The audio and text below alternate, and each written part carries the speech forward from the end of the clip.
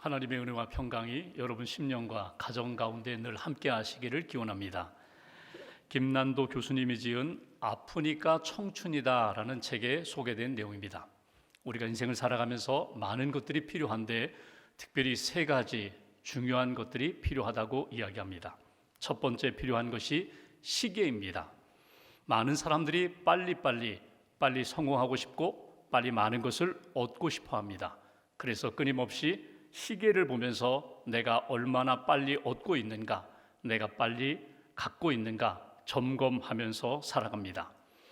신앙적으로 적용해 본다면 우리가 인간의 시간, 세상의 시간 속에서 사는 것 같지만 우리는 하나님의 시간, 하나님의 시간표에 따라 살아가고 있다는 것을 잊지 말아야 합니다. 내가 빨리 가고 싶어도 하나님이 조금 천천히 가라고 하실 때가 있고, 내가 더디 가고 싶어도 하나님이 속히 가라고 말씀하실 때 하나님의 시간표에 따라서 살아가는 것이 하나님의 사람, 믿음의 사람들의 시간표입니다. 두 번째로 필요한 것이 나침반입니다. 우리가 시계를 보면서 그 시간에 맞춰 사는 것, 빨리 가는 것 중요하게 여기지만 더 중요한 것은 방향을 잘 설정하는 것입니다. 올바른 방향으로 내가 지금 가고 있는가? 올바른 방향에 맞추어 내가 목표와 목적을 정했는가 점검하면서 사는 것이 중요하다는 것입니다. 신앙인으로 이야기한다면 하나님의 목적, 하나님이 원하시는 방향이 있습니다. 나는 이리로 가고 싶은데 하나님이 그쪽이 아니라 다른 쪽에 목적을 두고 그 방향으로 인도하시면 하나님이 인도하시는 방향에 맞추어 살아가는 것, 그것이 하나님의 방향, 하나님의 목적을 향하여 살아가는 사람들의 모습이라는 것입니다. 세 번째로 필요한 것이 있다면 거울입니다. 우리는 하루에도 몇 번씩 거울 앞에 서서 나의 외모를 점검하게 됩니다.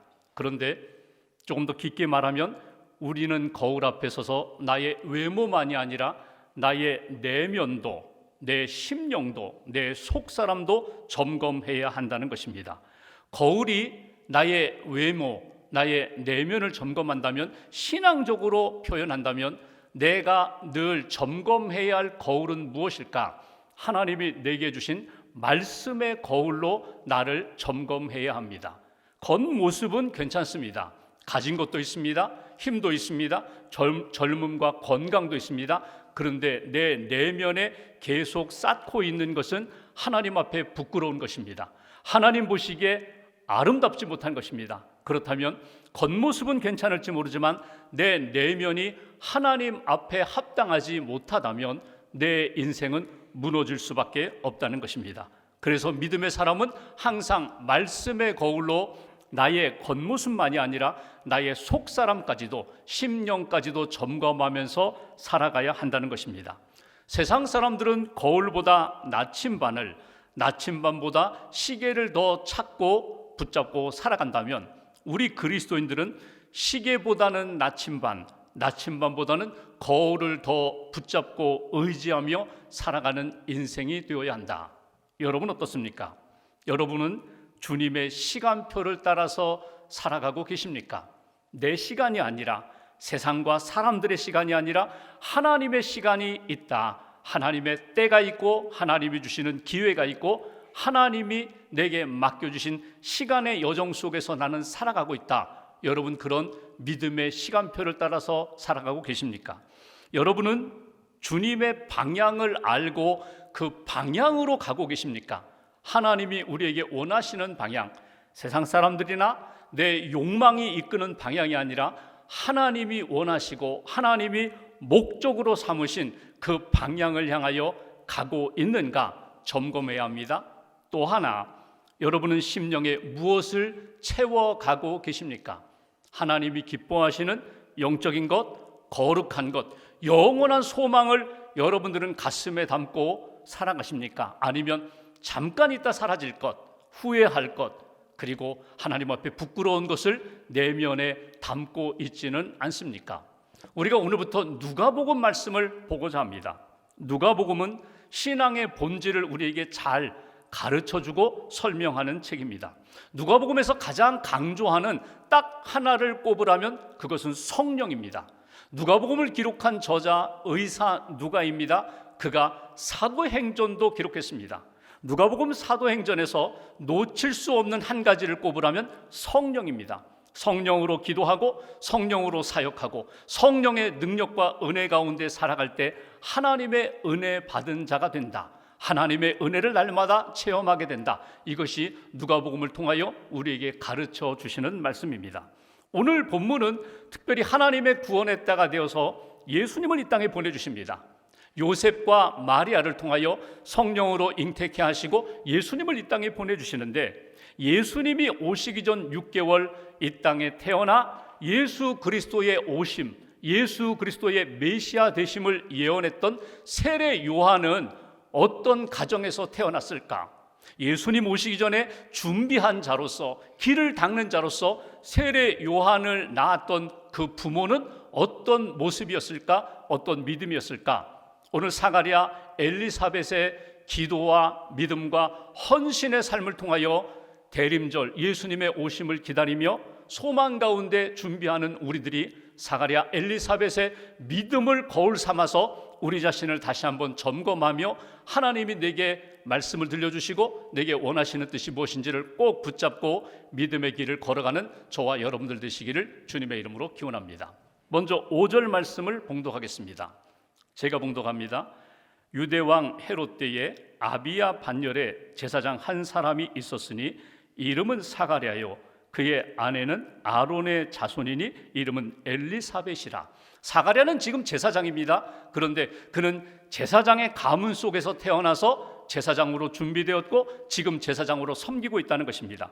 그의 아내 엘리사벳도 아론의 후손이라고, 그의 아버지 역시 제사장이었다고. 그러니까 제사장 가문에 속한 그 사가랴와 엘리사벳이 만나 하나님을 섬기고 믿음의 길을 걸어가고 있는 상황입니다. 역사적 배경을 보면은 이 시대는 헤롯 왕이 통치하던 시대라고. 여러분, 성경에 헤롯이 여러 명 등장하는데 오늘 세례 요한이 태어날 때, 예수님이 태어날 때 그때 통치했던 왕은 그 헤롯 왕, 헤롯 대왕이라고 그렇게 표현합니다. 정치를 나름대로 잘했습니다. 능력이 있었습니다. 권모술수에 아주 능했습니다. 그래서 지역마다 원형 경기장을 만들고 로마의 문화, 로마의 정치가 이렇게 흘러가도록 그렇게 이끌었던 왕입니다. 유대인들의 마음을 얻고자 성전을, 예루살렘의 성전을 오랫동안 지어준 왕입니다. 그러면 멋진 왕 같을 때 같은데 그는 사실 굉장히 잔인한 왕이었습니다. 그래서 사람들을 많이 괴롭혔고 사람들에게 어려움을 주었던 왕. 그리고 정치적인 상황으로 본다면 굉장히 어두운 암흑기였다는 것입니다. 정치적으로, 사회적으로 이렇게 어두웠다면 영적 지도자들이, 종교 지도자들이 깨어서 위로와 소망과 생명의 메시지를 주어야 하는데 하나님에 대해도 사람들에 대해도 별로 관심이 없습니다. 오직 자기뿐입니다. 그래서 부패했습니다. 영적으로 회복시키고 영적으로 살리는 것보다 자기들이 사는 것에만 관심을 가졌던, 영적으로도 어두웠던 그 시대에 사가랴와 엘리사벳은 하나님 앞에 소망 가운데 하나님, 이 땅에 메시아 예수를 보내주신다고 하셨으니 기다립니다. 준비하겠습니다. 보내주세요. 메시아를 사모하면서 기도하며 살았던 그 부부가 사가랴 엘리사벳의 모습입니다. 이들의 모습을 통해서 과연 이들이 어떤 믿음의 그릇이 있었기에 하나님이 세례 요한을 그를 통하여 이 땅에 보내셨을까? 그들이 가지고 있었던 소중한 믿음은 무엇일까? 6절 말씀을 봉독하겠습니다. 6절 한 절 함께 봉독합니다. 이 두 사람이 하나님 앞에 의인이니 주의 모든 계명과 규례대로 흠이 없이 행하더라. 아멘. 6절 앞부분을 보시면 이 두 사람 사가랴 엘리사벳은 하나님 앞에 의인이다 이렇게 표현합니다. 의인이라는 것은 무엇입니까? 세상에서 말하는 도덕적인 의의가 아니라 하나님과의 관계 속에서 반듯하게 바르게 신앙생활하는 사람들이었다는 것입니다. 하나님 앞에서 죄가 없다는 것이 아니라 그는 하나님 앞에서 늘 경건함으로, 하나님을 두려워함으로, 하나님의 말씀을 따라 사는 인생, 하나님 보시기에 아름다운 인생, 구약의 노아처럼, 구약의 아브라함처럼 하나님의 마음에 쏙 들었던 믿음의 사람들이었다. 오늘 이들의 신앙의 모습을 통하여 우리에게 주시는 첫 번째 신앙적 교훈이 있습니다. 오늘 하나님께서 쓰셨던, 하나님께 쓰임받았던 그들의 모습을 통하여, 믿음을 통하여 우리에게 주시는 교훈, 우리도 하나님 앞에 믿음을 지키며 의의 길을 걸어가는, 의롭게 살아가는 믿음의 인생이 되기를 원합니다. 이것이 우리에게 주시는 첫 번째 메시지입니다.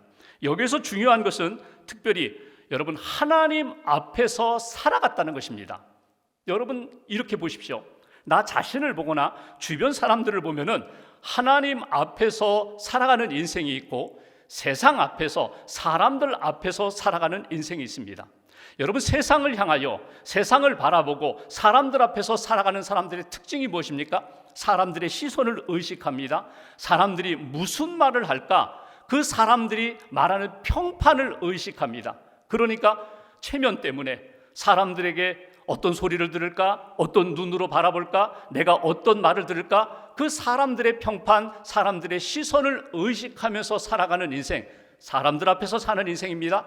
반대로 하나님 앞에서 살아가는 사람들은 예배당에서 예배를 드릴 때든지 가정에서든지 일터에서든지 심지어는 믿지 않는 사람들과의 관계 속에서 힘들고 어려운 때에도 항상 내 앞에 하나님이 계신다, 하나님이 보고 계신다, 하나님이 듣고 계신다, 하나님 앞에 있다는 신전의식, 하나님 앞에서 살아가고 있다는 신앙의식을 항상 갖고 하나님이 어떻게 보실까, 하나님의 어떻게 말씀하실까, 그 하나님의 눈치를 보면서 살아가는 인생, 하나님 앞에서 경건함을 지키는 인생, 그것이 하나님 앞에서 의롭게 살아가는 인생입니다. 오늘 사가랴와 엘리사벳이 하나님 앞에서 믿음을 지키며 의의 길을 걸어갔다고. 여러분 하나님 앞에서 의의 길을 걸어간다는 것이 무엇입니까? 온전한 믿음으로 살아가는 거예요. 내가 허물 때문에, 연약함 때문에 넘어지고 때로는 하나님 앞에 부끄러운 일을 내가 행할 때에도 다시금 돌아와서 하나님 앞에 영적으로 회복되는 인생. 히브리서 11장에 보면은 믿음에 대한 말씀을 쭉 주시면서 6절에 유명한 말씀을 하십니다. 믿음이 없이는 하나님을 기쁘시게 하지 못하나니 하나님께 나아가는 자는 그가 하나님이 살아계신다는 것과 하나님 앞에 기도하고 예배할 때마다 상 주시는 하나님이심을 믿어야 할지니라. 그러니까 하나님 앞에서 의롭게 산다는 것은 언제나 살아계신 하나님을 믿고 나를 사랑하시는 하나님을 믿고 내가 하나님 앞에 나아갈 때마다 은혜로 채워주시고 부어주시는 하나님을 믿고 살아가는 인생. 사가랴, 엘리사벳이 그런 믿음의 길을 걸었다는 것입니다. 어떤 상황에서도 하나님이 보신다, 하나님이 아신다, 하나님이 나를 사랑하신다, 그 믿음을 가지고 살아갔던 인생. 구약에 보면 요셉이라는 사람이 나와요. 형들의 미움을 받아 애굽으로 팔려갑니다. 애굽에 가서 종살이를 해요. 보디발 집에서 종살이를 하는데 신실하게 일을 잘하니까 보디발 장군이 그 집의 모든 걸 관리하는 매니저, 가정 총무로 세웠어요. 그렇게 신실하게 인정받고 섬기고 있는데 보디발의 아내가 자꾸 유혹합니다. 성적으로 유혹합니다. 여기 아무도 없다, 보는 사람 없다, 나와 동침하자. 그때 요셉이 뿌리치고 도망가면서 외쳤던 말씀, 창세기 39장 9절에 보면 이렇게 표현합니다. 내가 어찌 이 큰 악을 행하여 하나님께 죄를 지으리까? 하나님이 보고 계시는데 내가 어떻게 하나님 앞에 죄를 짓겠습니까? 악을 행하겠습니까? 여러분 이것이 신전의식입니다. 예배당에서 예배할 때뿐만 아니라 가정에서 일터에서 항상 내가 하나님 앞에 있다는 신앙의식을 가질 때 하나님이 나를 보시고 내가 하나님의 뜻 가운데 살겠습니다, 하나님의 의를 지키겠습니다, 이 믿음을 가질 때 하나님이 그 심령, 그 가정을 하나님이 세워주시고 지켜주신다는 것입니다. 언제 어디서나 내가 하나님 앞에 있음을 항상 기억하고 의식하면서 하나님이 기뻐하시는 믿음으로 진실함으로 살아가는 저와 여러분 되시기를 주님의 이름으로 기원합니다. 두 번째, 6절 후반부 다시 한번 보겠습니다. 6절 후반부, 주의 모든 계명과 율례대로 흠이 없이 행하더라. 율례, 규범이라는 것은, 계명이라는 것은 하나님의 말씀을 이야기하는 것입니다. 오늘 사가랴와 엘리사벳이 하나님의 말씀대로 살았다, 말씀을 행했다. 오늘 이 두 사람이 하나님 앞에서 산다는 것은 곧 하나님의 말씀 앞에서 산다는 것입니다. 하나님의 말씀을 따라서 사는 것입니다.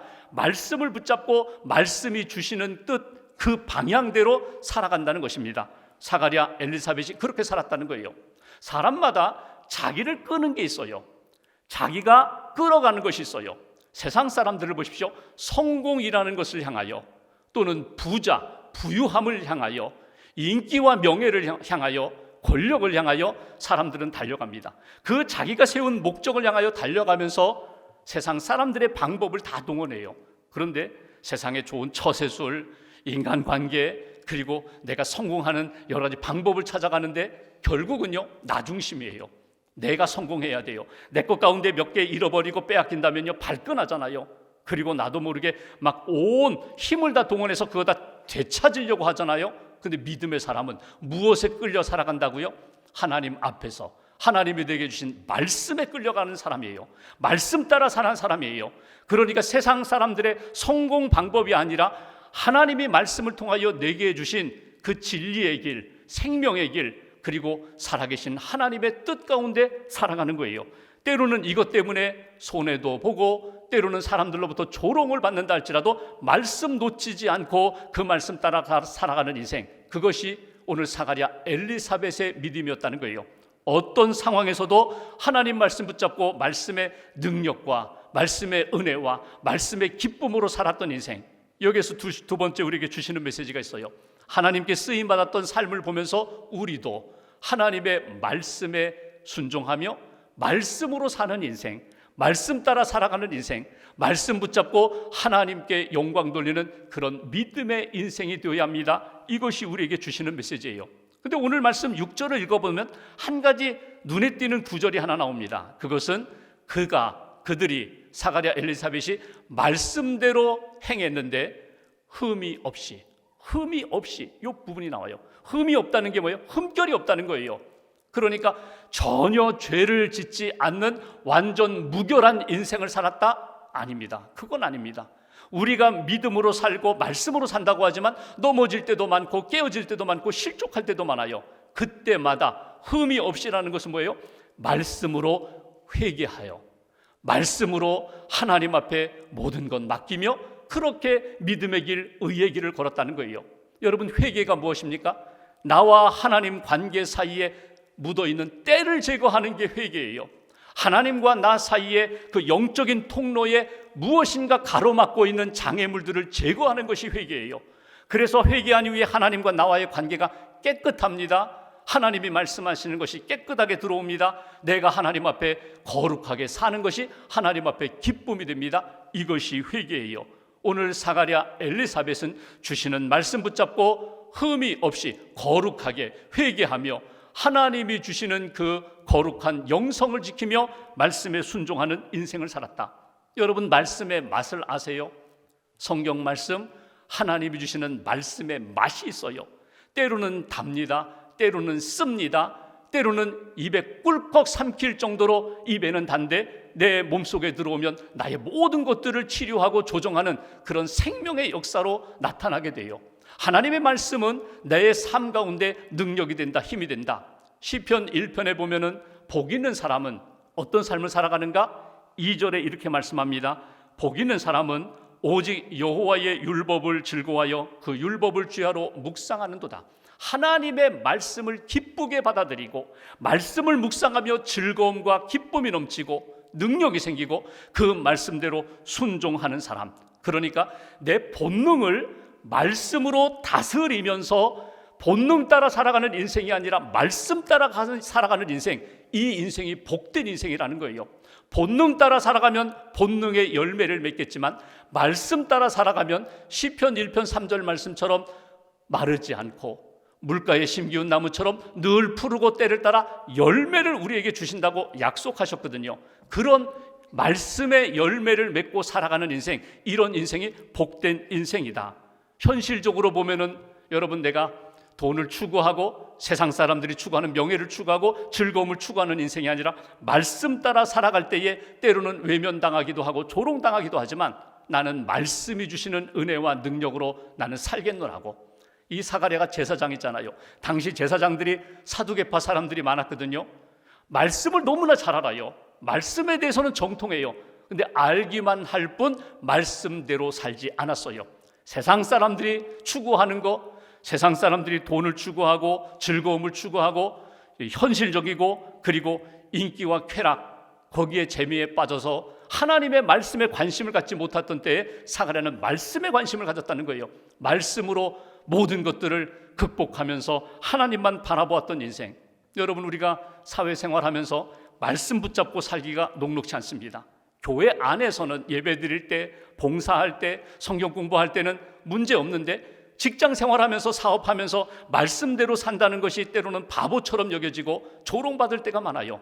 그때에도 말씀 붙잡고 나는 주의 뜻 가운데 살리라, 이렇게 믿음으로 결단하고 나아가는 것, 그것을 하나님이 귀히 여기신다는 거예요. 하나님 앞에서 오늘 사가랴, 엘리사벳이 그러했던 것처럼 말씀으로 위로도 얻었고요, 말씀으로 힘도 얻었고요, 말씀으로 세상을 이기면서 살아가는, 어둠을 이기며 살아가는 그런 인생을 하나님이 귀히 여기신다. 성경에 보면은 다윗이 하나님의 말씀으로 얼마나 많은 체험을 했는지 몰라요. 말씀으로, 믿음으로 골리앗 앞에 서서 말씀 붙잡았더니 여러분, 골리앗이 보이는 것이 아니라 하나님이 보여요. 하나님의 능력으로 골리앗을 무너뜨려요. 말씀을 붙잡고 승리하는 인생. 어떤 때는요, 자기가 죄를 지었어요.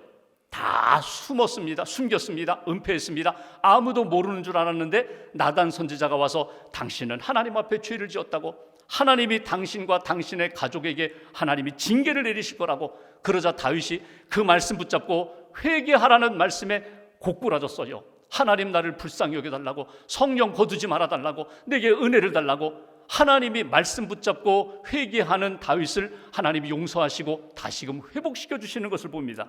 하나님 앞에서 믿음의 길을 걸어간다는 것은 말씀 붙잡고 살아가는 거예요. 말씀의 맛도 알고 말씀의 은혜도 체험하고 말씀의 능력으로 살아가는 인생.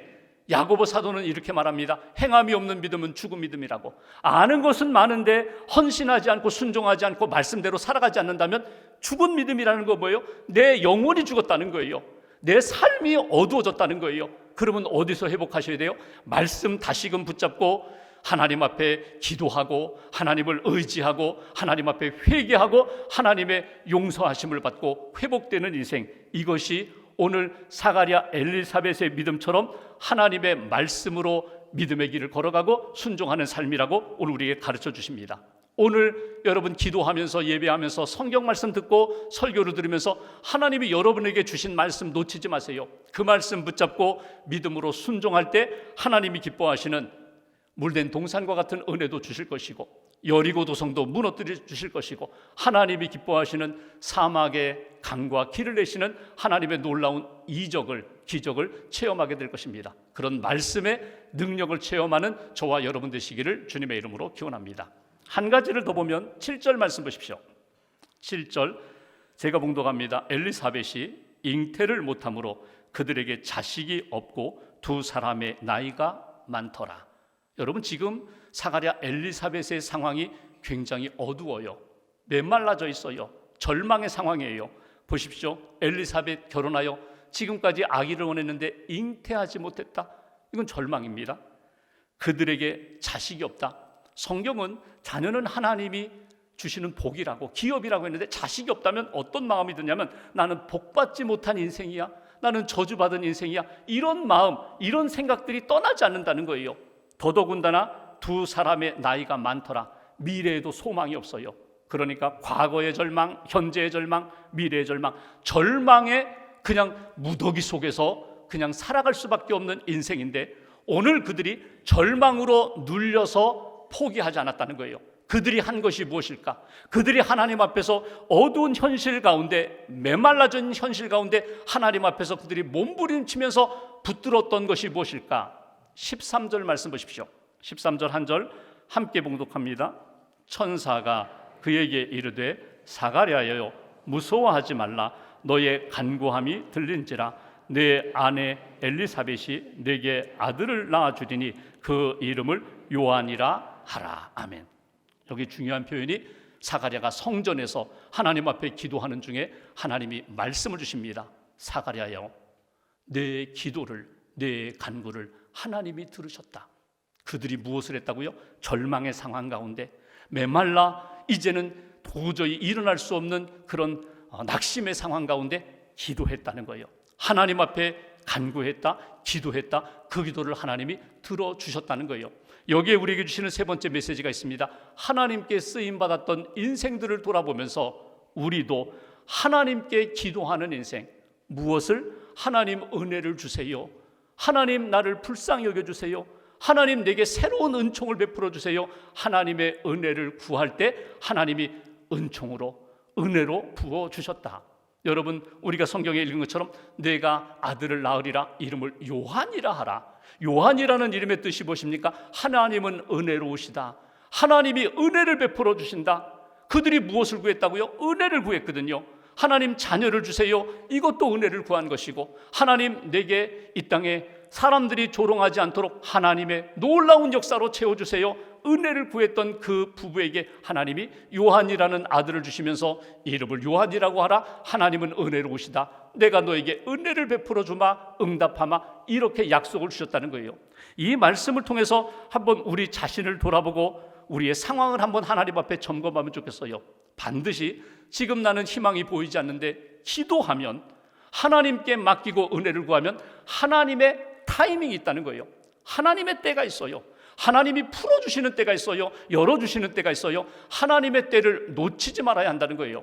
8절 말씀 보실까요? 사가랴가 이렇게 하나님 앞에 나가 기도하는 때 기회를 얻게 됩니다. 8절, 마침 하나님의 때가 되었습니다. 사가랴가 그 반열의 차례대로 하나님 앞에서 제사장의 직무를 행할세. 9절, 제사장의 전례를 따라 제비를 뽑아 주의 성전에 들어가 분향했다. 주님을 만났다. 주님의 말씀을 들었다. 여러분, 당시 제사장이 2만 4천여 명 됐다고 그래요. 그러니까 2만 4천여 명이 다 성전에 나아가 하나님을 섬기고 예배를 섬기기가 어려우니까 반을 나누었어요. 24반으로 1000명 단위로 24반을 만들었어요.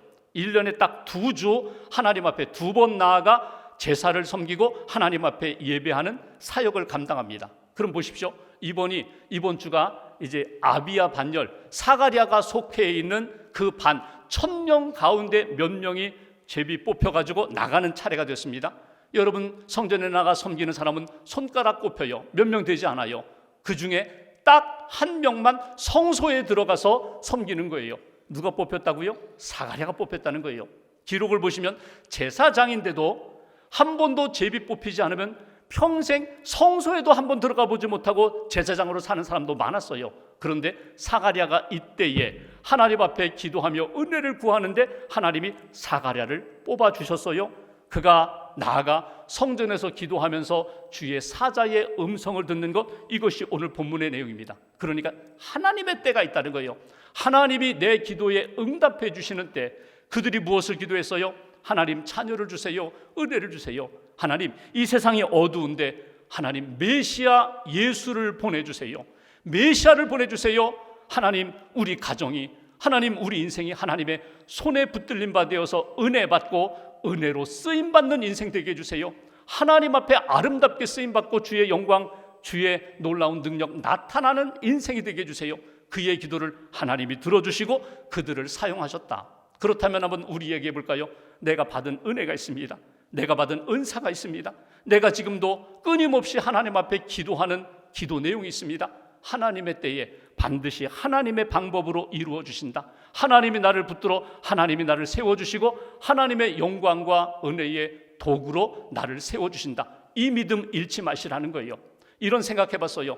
아니 굳이 세례 요한 여기 등장하면서 세례 요한을 먼저 보내시고 그 다음에 요셉과 마리아를 통하여 예수님 보내시고 이럴 필요가 있겠는가? 그런데 하나님의 구원의 방법이에요. 하나님의 구원의 역사예요. 사가랴 엘리사벳을 통하여 세례 요한 보내주시고 그 다음에 요셉 마리아를 통하여 성령으로 잉태하여 예수를 보내주신 하나님, 오늘 내가 하나님의 구원 역사에 쓰임받고 있다, 쓰임받기를 원한다, 이 소망을 놓치지 마시라는 거예요. 주님이 말씀하실 때 여러분 들으시라는 거예요. 15세기 영국 런던 캔터버리 교회에 니콜라이라는 집사님이 계셨어요. 17살부터 교회에 와서 일을 했습니다.